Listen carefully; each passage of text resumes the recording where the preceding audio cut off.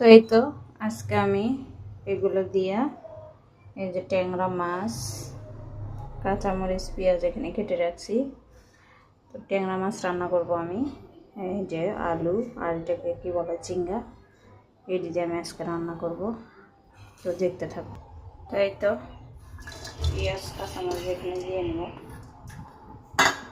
আর এই যে এটা হচ্ছে আমার গাছে লাগানো ক্যাপসিকাম, ওটাও দিয়ে দিছি। লবণ একটু কমই দিলাম। আজকে রান্না করি নাই, অল্প একটু গুঁড়া মরিচ দেবো কালার হওয়ার জন্য আর কি। আমি যেভাবে আর কি খাই সেভাবেই রান্না করি। আমার রান্না ভালো নাও লাগতে পারে সবার কাছে। এখন দিয়ে দিব এই যে একটু বাটা ভুষা দিয়ে দিলাম, রসুন আর জিরে বাটা।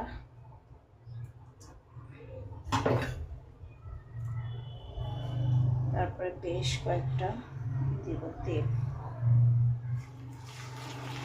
এখন সুন্দর করে তুলে দেবো না।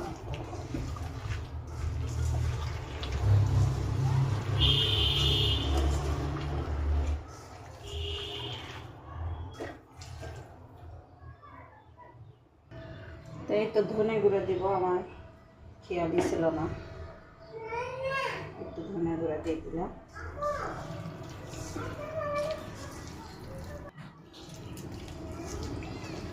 এখন আমি এই যে সবজিগুলো দিয়ে দিব।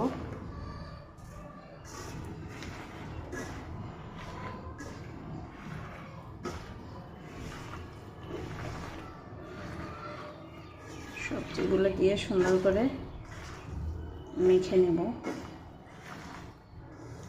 এর ভিতরে মাছটা দিয়েও আমি মেখে নেব।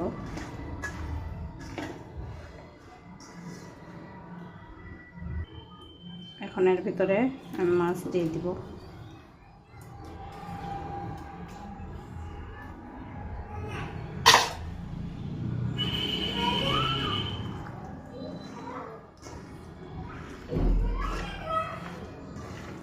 তরকারিগুলো এখন বড় বড় দেখা গেলেও সিদ্ধ হয়ে গেলে একটু হয়ে যাবে, যেহেতু এটা নরম তরকারি।